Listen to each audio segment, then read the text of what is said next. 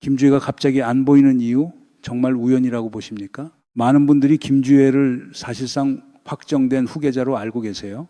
2022년 11월 화성 17형 시험 발사 현장에 처음 얼굴을 내민 뒤로 노동신문이 김주애를 존귀하신 자제분, 존경하는 자제분으로 격상해 부르면서 국정원도 랜드연구소도 홍일연구원도 사실상 후계 수순으로 평가해 왔습니다. 그런데 정작 북한 내부에서는 그 그림이 그렇게까지 굳어져 있지 않다는 신호들이 지금 이 순간에도 나오고 있어요. 왜 하필 지금 이 시점에 김주애 카드가 접히고 있는 걸까요? 그리고 그 자리에 왜 다시 김여정이 전면으로 올라오고 있는 걸까요? 이 두 개가 같은 시점에 벌어지고 있다는 것 자체가 저는 우연으로 넘기기가 어렵다고 봅니다. 여기에 하나 더 있습니다. 조직 지도부가 말단부터 부정부패를 훑어 김정은에게 직접 보고를 올렸다는 정황이 나오고 있어요. 이게 무슨 뜻이냐면요. 북한 정치사에서 정치적 숙청의 방아쇠는 언제나 반부패 조사부터 당겨졌다는 겁니다. 지금 이 이야기 표면에서 무슨 일이 벌어졌는지, 그 뒤에 어떤 구조가 움직이고 있는지, 그리고 이게 이재명 정부의 대북 접근에 어떻게 되돌아올 것인지 세 층으로 나눠서 짚어보겠습니다.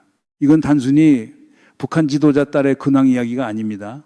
평양 최상층 권력 구조가 지금 재편되고 있다는 신호예요. 그리고 이 신호를 놓치면 앞으로 6달 동안 한반도에서 벌어질 일들이 안 보이기 시작합니다. 지상파 리포트만 보면 최근 김주애 등장이 뜸하다 정도로 지나가 버려요.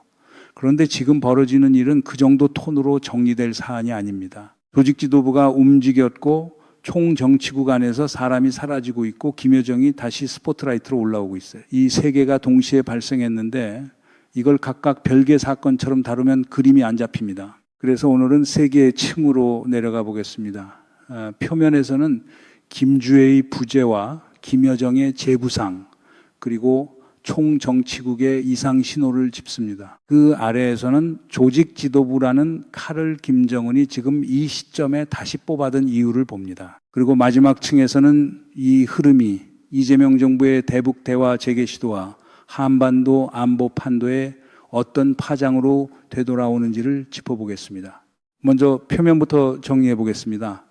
김주애가 처음 대중 앞에 나온 게 언제였습니까? 2022년 11월 화성 17형 대륙간 탄도미사일 시험 발사 현장이었습니다. 김정은 이 딸 손을 잡고 발사대 앞에 서 있던 그 장면, 그 이후로 노동신문은 김주애를 존귀하신 자제분이라고 부르기 시작합니다. 그러다가 몇 달 뒤부터는 존경하는 자제분으로 격상됩니다. 북한 정치어법에서 이 호칭 변화는 그냥 문서상의 표현이 아니에요.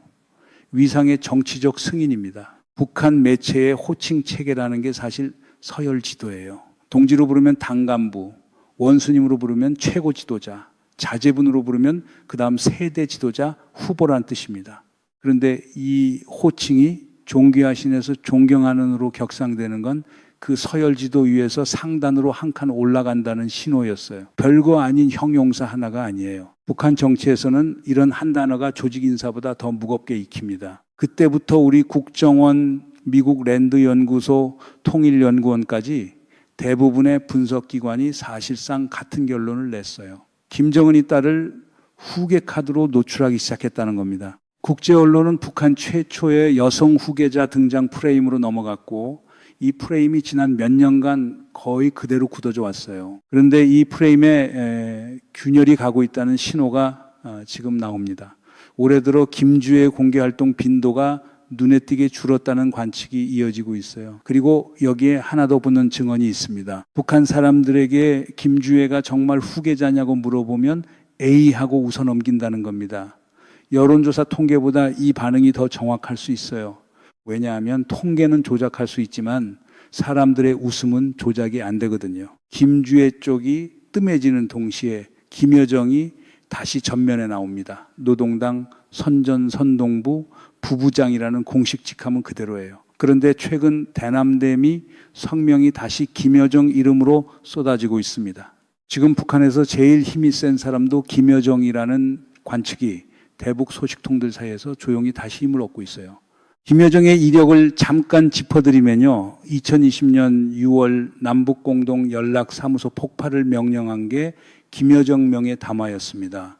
그때 그녀는 국제사회에 자기 존재감을 강렬하게 각인시켰어요. 이후 2021년, 22년 내내 대남과 대미담화의 첫 번째 얼굴이 김여정이었습니다. 그러다가 김주애가 등장한 이후로 김여정의 노출이 상대적으로 줄었다는 관측이 있었어요. 그런데 지금 다시 김여정이 전면으로 나옵니다.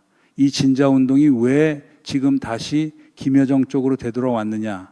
이게 오늘 이야기의 핵심 축 중 하나예요. 여기서 질문이 하나 생깁니다. 김주애가 접히는 동시에 김여정이 나오는 이 순서, 이게 우연일 확률이 얼마나 될까요? 저는 이걸 우연으로 계산하면 그 확률이 사실상 0에 수렴한다고 봅니다. 그리고 세 번째 신호, 총정치국입니다. 총정치국이 뭐 하는 곳이냐면요, 인민군 안에서 정치 사업을 총괄하는 조직이에요.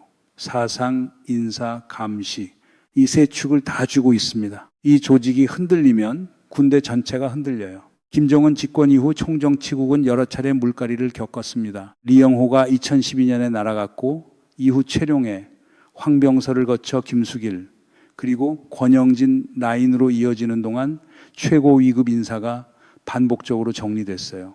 총정치국장 자리는 김정은 시대에 가장 자주 바뀐 최고위 자리 중 하나입니다.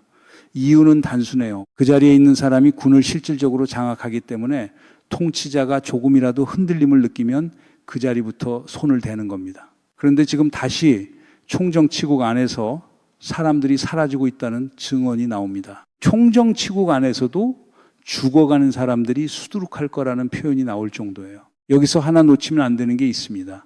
평양 매체가 단결을 강조할수록 내부는 그 반대로 흔들리고 있다는 신호가 함께 나온다는 겁니다. 안정된 조직은 단결을 매일 외치지 않아요. 흔들리는 조직만 단결을 반복적으로 외칩니다. 여기까지만 보면 답은 간단해 보입니다. 김주애 카드는 접혔고 김여정 카드가 다시 올라온 거다. 그런데 여기서 한 가지 놓치면 안 되는 게 있어요.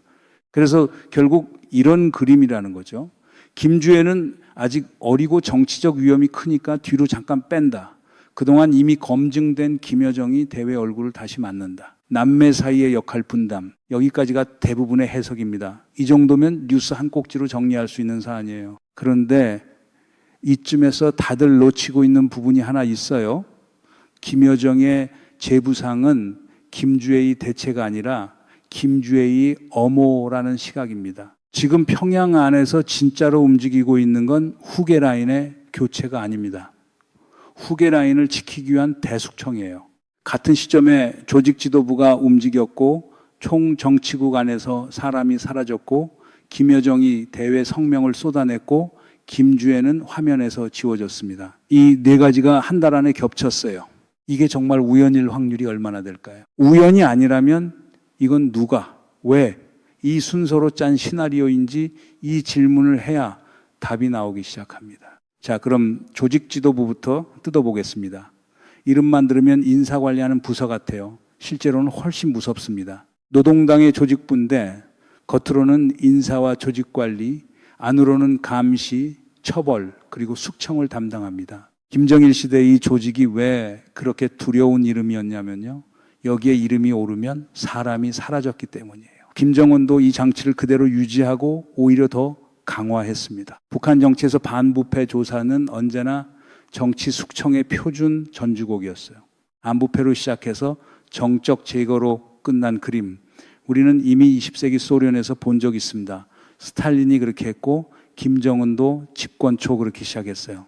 2013년 장성택 처형 기억나실 겁니다. 그 사건의 시작 신호도 부패 혐의였습니다. 당시 조선중앙방송이 장성택을 회의장에서 끌어내는 장면부터 처형까지 며칠이 안 걸렸어요. 그런데 그 사건을 위해 준비된 부패 조사와 자료 수집은 그보다 훨씬 오래전부터 조직 지도부 안에서 조용히 진행되고 있었습니다. 겉으로는 갑작스러워 보이는 숙청도 실제로는 조직 지도부 안에서 오래 준비된 결과였다는 뜻이에요. 지금 조직 지도부가 말단부터 훑는다는 표현이 나온다는 것 자체가 같은 문법의 앞단계로 저는 읽습니다. 이번에 조직 지도부가 말단부터 훑었다는 것의 의미도 그래서 무겁습니다.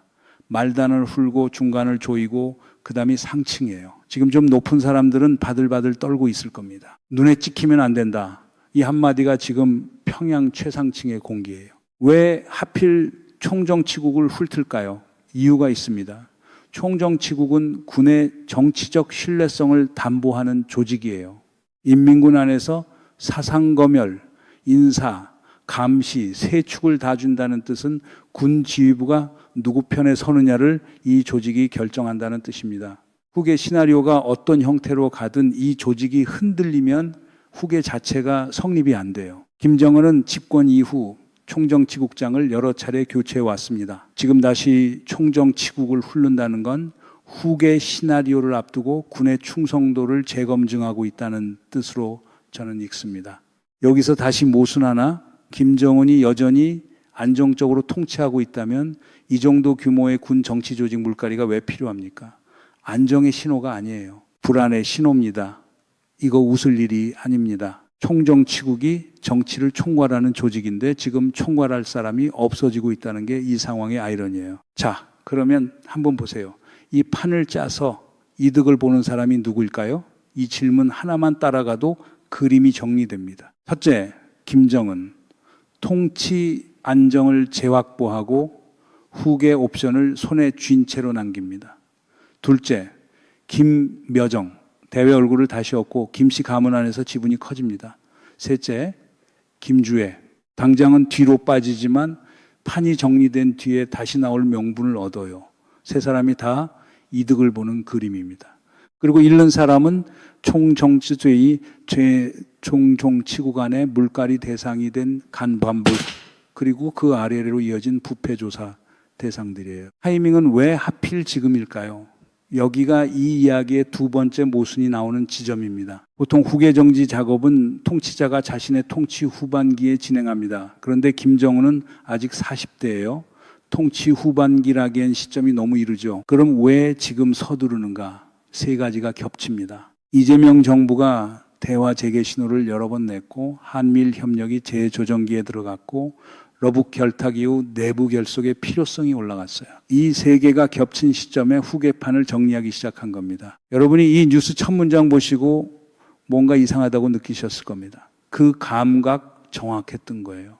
이건 후계 이야기가 아닙니다. 후계를 지키기 위한 이야기예요. 여기서 한 발 뒤로 물러나서 북한 정치사를 잠깐 짚고 넘어가겠습니다. 김일성이 김정일에게 자리를 물려주기 전에도 가장 먼저 흔든 게 조직 지도부였습니다. 1970년대 후반부터 80년대 초반 김정일 후계 세팅이 본격화되던 그 시기에 조직 지도부는 여러 차례 인사 재편을 겪었어요.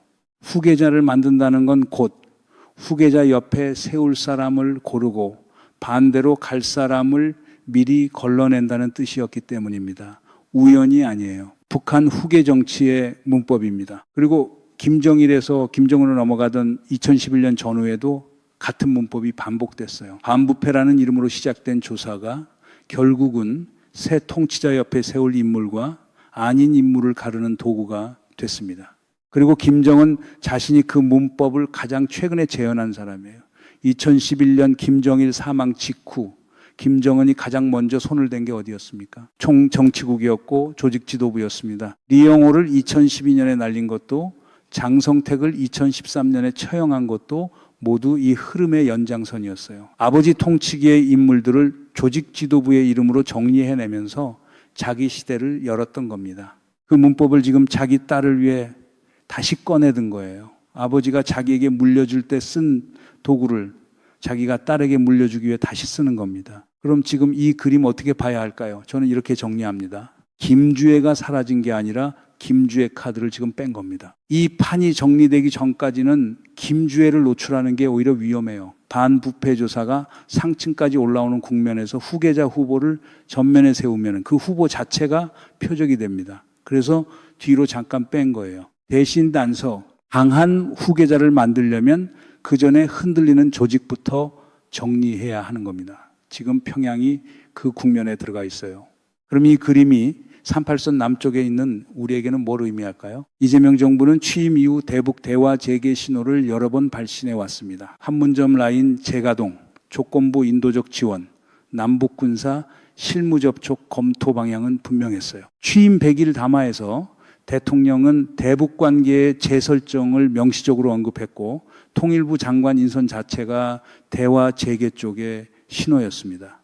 이 방향은 지금도 살아 있어요. 그런데 문제는 그 방향을 향해 손을 뻗는 순간 그 손을 잡을 상대방이 지금 자기 집안 정리 중이라는 겁니다. 지금 평양 안에서는 대남과 대미 창구가 다시 김여정 쪽으로 결집하고 있습니다. 김여정의 대남 발언 이력을 보시면 진동폭이 굉장히 큽니다. 어느 시점에는 극단적 강경, 어느 시점에는 유화, 다시 강경. 그리고 이 진동이 어느 시점에 어느 방향으로 튀는지는 지금까지 우리가 확신하기 어려웠어요. 무슨 뜻이냐면요. 우리 정부가 마주할 대화 상대의 성격이 지금 이 순간 유동적이라는 겁니다. 협상 시나리오를 다시 점검해야 하는 국면이에요. 그런데 이 국면에서 위험한 반응이 하나 나올 수 있습니다. 국민의힘 강경파 그리고 일부 보수 매체 쪽에서 북한 내부 붕괴 신호다, 압박을 더 강화할 타이밍이다 라는 프레임을 밀고 나올 가능성이 저는 매우 크다고 봐요. 여기서 잠깐 짚어야 할 게 있습니다. 이 기준을 윤 정부 시절 대북 강경 노선의 실패기에 그대로 적용했더라면 그때는 어떤 조언이 나왔을까요? 같은 매체가 그때는 왜 정반대의 어조로 인내를 주문했고 지금은 왜 정반대의 어조로 압박을 주문하는지 그 자체가 하나의 지표입니다. 숙청 국면을 붕괴 신호로 성급하게 판독하는 건 오히려 잘못된 정책 판단을 유도해요. 대숙청은 붕괴가 아니라 결속의 신호일 수 있습니다. 이 두 개를 혼동하면 판독 자체가 무너져요. 그리고 세 겹의 파장이 있습니다. 첫째, 한미일 좌표. 우리 정부가 대북 자세를 조정하는 시점과 평양 내부 정리 국면이 겹치면 삼각 협력의 리듬이 흐트러질 수 있어요. 특히 트럼프 2차 행정부는 동맹국 방위비 재협상, 반도체 공급망 재편, 관세 지렛대를 동시에 흔들고 있습니다. 이 세 가지가 한꺼번에 돌아가는 시점에 한국이 대북 카드까지 유동적으로 잡으면 삼각 협력의 무게중심이 우리 쪽으로 안 좋은 방향으로 흔들려요. 한미일 신호조율이 어긋나면 그 틈은 즉시 베이징과 모스크바가 파고듭니다. 둘째, 러북 결탁의 배경. 내부 숙청이 진행 중일수록 대외 지렛대의 필요성이 올라갑니다. 러시아 카드를 더 세게 활용할 가능성이 그래서 커져요. 셋째, 중국의 관망. 김여정 재부상이 베이징 입장에서 다루기 쉬운 상대인지 어려운 상대인지 이 계산이 지금 진행 중입니다. 베이징은 예측 가능한 상대를 선호해요. 김주의 후계 시나리오는 장기적으로 예측 가능한 축이었습니다. 그런데 이 축이 흔들리면 중국은 오히려 대북 지렛대를 더 세게 잡으려 들 가능성이 있어요. 우리가 중국과 대북 문제를 놓고 협의할 때 저쪽 카드가 세지는 시점이 지금이란 뜻입니다. 주류 매체 헤드라인만 봐서는 이 세 겹의 파장이 전혀 보이지 않아요. 그런데 이걸 놓치면 앞으로 6달의 한반도가 안 보이는 겁니다. 저희가 이 영상 시작할 때 이런 질문을 던졌습니다. 김주애가 갑자기 안 보이는 이유, 정말 우연이라고 보시냐고요. 여기까지 보고 계신 여러분은 이제 아실 겁니다. 이건 김주애가 사라진 사건이 아니었어요. 김주애를 지키기 위해 판을 흔드는 사건이었습니다. 처음에는 딸 한 명의 안 보이는 얼굴로 시작한 이야기가 지금 보면 조직 지도부의 칼, 총정치국의 공백, 김여정의 성명, 그리고 우리 대북 정책의 방향까지 이어져 있어요. 표면에서는 부재였고 그 아래에서는 숙청이었고 더 아래에서는 후계를 지키기 위한 엄호 사격이었습니다. 어느 왕조든 후계 정리기가 제일 위험한 국면이었습니다. 안정된 왕조라서 위험한 게 아니에요. 정리되지 않았기 때문에 위험한 겁니다. 지금 평양이 그 국면에 들어가 있고 그 파장이 남쪽까지 와 있어요. 그리고 이 파장은 조용히 옵니다. 요란한 발표 없이 헤드라인을 장식하지 않고 어느 날 갑자기 성명 한 장, 인사 한 줄, 사진 한 컷으로 옵니다. 그래서 그 신호를 미리 읽지 않으면 신호가 지나간 뒤에야 그림이 바뀐 걸 알게 돼요. 문제는 이 그림이 지금 끝난 게 아니라 이제 막 시작 국면이라는 거예요. 그럼 앞으로 우리가 지켜봐야 할 것은 무엇일까요? 저는 세 가지를 꼽습니다. 첫째, 총정 치국장 자리가 언제 누구로 채워지는가? 이 인선이 김정은 직계인가, 김여정 라인인가에 따라 후계 시나리오의 방향이 갈립니다. 둘째, 김여정의 다음 대남 성명 어조가 어느 쪽으로 튀는가? 강경으로 튀면 대화 재개는 밀립니다. 유화 쪽으로 튀면 이재명 정부에게 창이 열려요. 셋째, 김주애가 다시 화면에 등장할 때 그 옆에 누가 서 있는가? 옆에 선 인물이 바뀌었다는 건 후계 라인 자체가 조정됐다는 뜻입니다. 저희가 처음 던진 질문은 김주애가 왜 안 보이나였습니다. 이제 진짜 질문은 이겁니다. 김주애가 다시 나타나는 그 순간 지금 흔들리고 있는 이 판은 어떤 모양으로 정리되어 있을까요? 그리고 그 정리된 판 앞에서 우리 정부는 어떤 선택지를 손에 쥐고 있어야 할까요? 이 흐름은 앞으로 몇 달이 고비입니다. 다음 총정치국 후속 인사가 나오는 대로 이어서 정리하겠습니다.